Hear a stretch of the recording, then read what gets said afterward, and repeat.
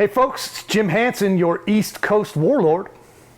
And I'm Kurt Schlichter, your West Coast Warlord. Welcome to another edition of The Warlords.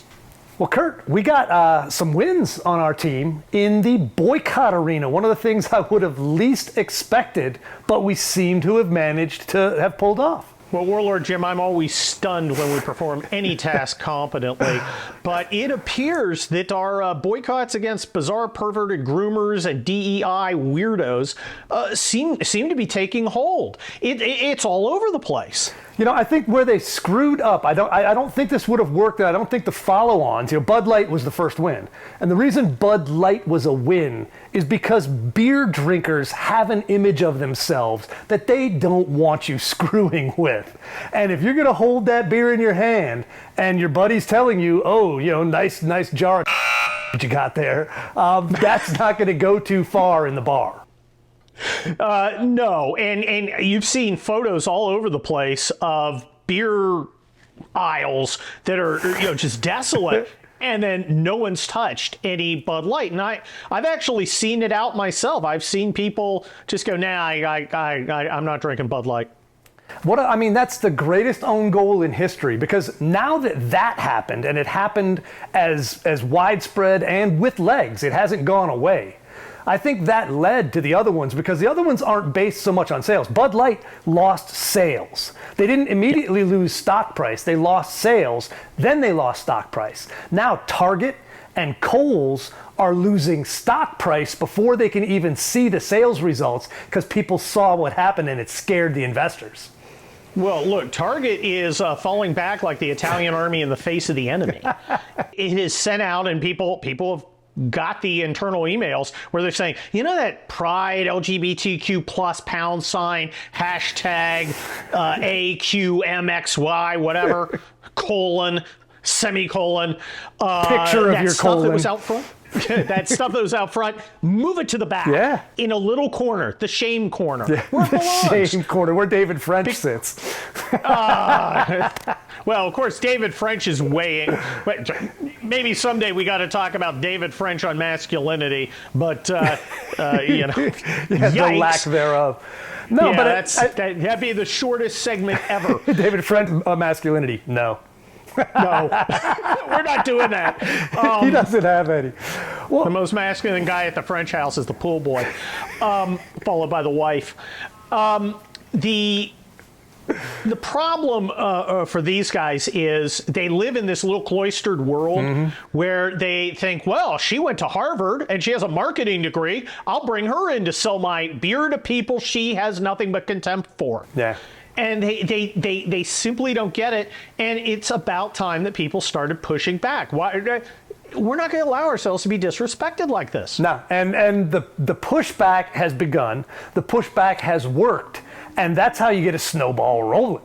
Now that they've seen, okay, it hurt Bud Light's actual sales. It hurt Target and Kohl's stock price, and probably their sales as well. Now you've got the Dodgers trying to lose their mind and say, okay, we're supposed to be inclusive in everything. Let's bring in a group that hates a bunch of our fans and players and have them be part of the game. Our buddy Robbie Starbuck has mentioned that he's talking to a bunch of players who have told their teams they're not going to be part of this anymore. They're not going to be used as tools in the woke revolution. Well, the Dodgers are lucky that they don't have a largely Hispanic, group fan base, because as we all know, Hispanics aren't heavily Catholic at all. They don't have saints and rosary beads and all that stuff. It's just, you just wonder how out of touch these people are, and you have to marvel at it. But they are, because this is the first time, Warlord Jim, that they have gotten any kind of pushback. Exactly. Because they literally don't know any people who would think it's wrong to have a bunch of freak show mutants out there blaspheming Jesus and Mary and, the crucifix, all the rest of it. They're just like, what's the biggie? I don't understand. It's just entertainment. They're just being who they are. They're just telling they're their just truth. sharing themselves. Now, of course, if somebody was being who he was like, wearing blackface in a minstrel show, I think they'd object, and they'd be right to. That's degrading and stupid. Huh. But we're not going to be degraded by stupid stuff anymore. It's just not going to work. And they've got to start feeling the the heat, the pain, and the pain has to be money. That's the only thing that will stop this. Now, here's one of the results I think is going to happen, because all of this came out of the ESG and CEI ratings, which are stock things based on the wokeness of your company. If your corporation is woke, you get rated higher in the wokeness things, and the big firms like BlackRock and Vanguard and the rest of them put more money in your corporation. Well, guess what? They got their woke ratings up. The problem is, if it destroys your business, your stock's not actually worth anything. So they're going to find out that those boardrooms are going to have to deal with the idea that, if we're playing the woke games, but it's destroying our business, those big funds are going to tell them it might be time to stop. Well, you're also going to see shareholder suits. Oh, yeah. You're driving down my value to impress your second white CEO? Right. I don't think that. No, we're not doing that. The other thing is, when Republicans eventually take some power, hold on, eye roll, it's important that they get in there and ensure that the primary goal of boards of directors is to maximize profit, not to maximize virtue signaling. Yeah.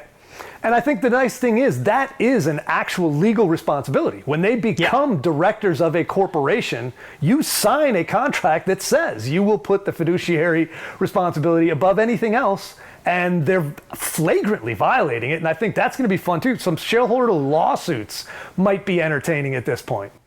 Well, I think the Republicans need to think ahead and do some changing of venue, so they're not all the suits aren't in New York City or Delaware. Right. I'd love to see a shareholder suit like that in, I don't know, Western District of Texas. Yeah, maybe that's worth doing. We need to do some research, find the corporations that are headquartered someplace we can actually put the screws to them. Pain sells, and I'll sell. I don't see people letting up. I kind of thought, oh, there'll be a little bump for Bud Light.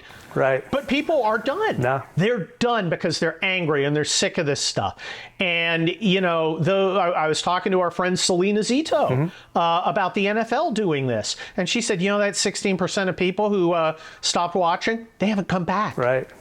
They're not back. I'm gone. I'm part owner of the Green Bay Packers. I'm from the city. I went to Green Bay Preble High School. Our colors were green and gold. I don't watch. It started with the kneeling on the field, and at this point, I figured out I got better things to do with that 4 hours than watch a bunch of people who I can't influence drive me crazy. So, no, I don't watch. No sports ball. Well, that's the thing. When people realize there's an alternative, you've broken the habit. Yep. And that's the real problem for it. People have a habit of drinking Bud Light. Now, I don't understand why. It's, horse urine from a particularly weak horse. But, once people figure out, I can drink something else, they just go and do it. And they avoid having their friends go, what are you, some sort of weird groomer? Why are you drinking that groomer brew? When dudes are together drinking beer, and chicks too, when people are together drinking beer, abusing your friends is half the fun. And I think right now, you can't open yourself up to that. Bud Light is no longer the #1 selling beer in America, which it has been for a very long time. Now, much to our shame. When you get bumped from #1 because you're pandering to the freak show, that's going to teach you a lesson. We'll see. The DEI stuff was predicated on the fact that there was no pushback. It was very easy. As soon as they got pushback, now they've got to rethink everything because it's not so easy and it's not so fun. Look at Chick-fil-A, which conservatives basically saved. Now, I gotta share something with you, Warlord Jim. I don't like Chick-fil-A. I think it's crappy food. I don't like it. It's not that good. I know there are people who swear by it. Hey, whatever turns your crank, buddy. But, stuff that tastes like breaded shoe leather doesn't turn mine. But, so this has been easy for me. But when they went DEI last week, and we'd seen the indicators of it before because the guys who actually built the company left. So now they have the kids. And if you've ever watched Succession, the kids are always garbage.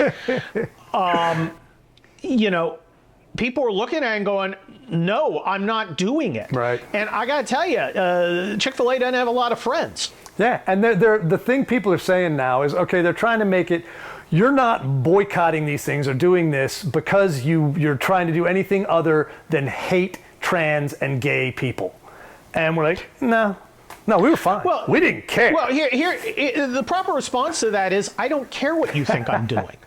I'm utterly indifferent. You're not. Do you think you're going to shame me? Do you think you're going to somehow go, if you do this, you hate gay people? I don't care if you think I hate gay people. They're going to no matter what. I don't care. It doesn't matter to me at all. No, you're right. What any of these people think. We're not going to change their minds. I'm going to do what I want. Well, I don't want to change their mind. Right. I don't care what they say. I just want to destroy my enemies. Yeah. Now, I will give a little slack, though, because you and I are warlords, and we lead from the front. You know, we take a lot of rounds so other people don't have to behind us. Not everybody is up to that capability. We're trying to draw them along and say you don't have to care. And just like racism became a meaningless charge, you know, now the idea of homophobia or transphobia is a meaningless charge because we've shown what they're doing. It's not, we didn't stop pride parades when it was just pride parades. We stopped it when they started bringing drag queens and gay pornography into the schools. You want to have your pervert parade in Castro, go ahead. It's expected there. That's what that part of San Francisco was for. When you want to do that in Main Street America and have your little dog on a leash, your man in a dog face on a leash, and be spanking him in front of 6-year-olds, we got a problem. Leave from the military. Yeah. You'll be shocked about this. Philip Klein, who, of course, works for National Review Online, was doing the little finger wag. Yeah. Well, I don't understand why people are so upset about a baby's onesie with a pride rainbow on it. Of course you don't. These guys are standing athwart history yelling, sorry, thank you, sir, may I have another? Guys, you know, if you're weak enough to allow people to get away with clear grooming, because you're afraid somebody's going to say, you don't like gay people. I'm not even going to say what you are because it's not nice. and you just got to wonder, because these are really smart people. Phil Klein's not a dumb person. He's highly intelligent. Yeah, he's just weak. He's weak. He's spineless in being able to stand up to people who are obviously trying to take our society apart. Yeah, what he doesn't want to do is have somebody go, you're homophobic. No, I'm not. Philip, don't care what they call you. Right. And if one of your gay friends thinks you're homophobic, well, then either he's lying, if you're not, or you've been doing other things that actually are homophobic. But if he's thinking you're homophobic because you're putting a kid into a sexualized context and objecting to that, okay, not a good faith argument. He's not your friend. Bingo. Yeah, and those are the people you have to go ahead and say, again, I don't care what you say about me because I know my heart. Yeah, I don't have to prove myself to anybody. Nah. What's the thing you're going to say that you get to win? What's the combination of words, Warlord Jim, that you can utter to these leftists where they're going to go, oh, you're all right? It's never going to happen. They've already decided you're not all right. I have 2 words. 2 words would work. I surrender.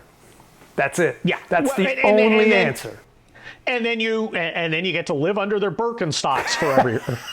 I'm not interested in that. I'm not going to do that. And if somebody don't want to be my friend because I don't think you should put any sexualized stuff on, around, or in the vicinity of children, right. Well, then let's have that fight. I got plenty of friends, and I don't need any who condition it on groomer curiosity. There are plenty of gay people, and here's the other side effect of this that I think is good, is what I call the normal gays.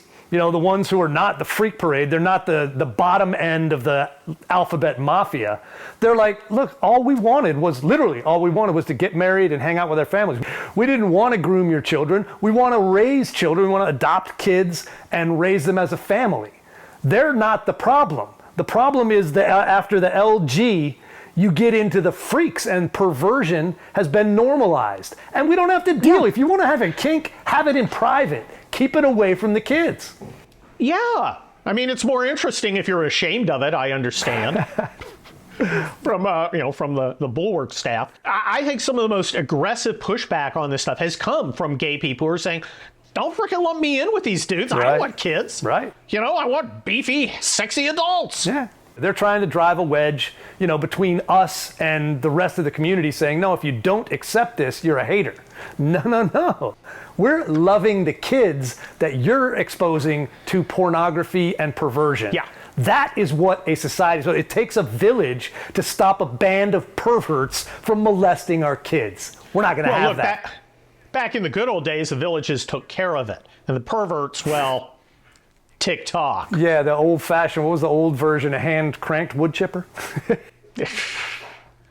Look, keep away from the kids. That's all you got to do. So I think we have properly dealt with boycotting perversion in every fashion. We're going to be back after the break and talk about maybe stopping spending all our money or not.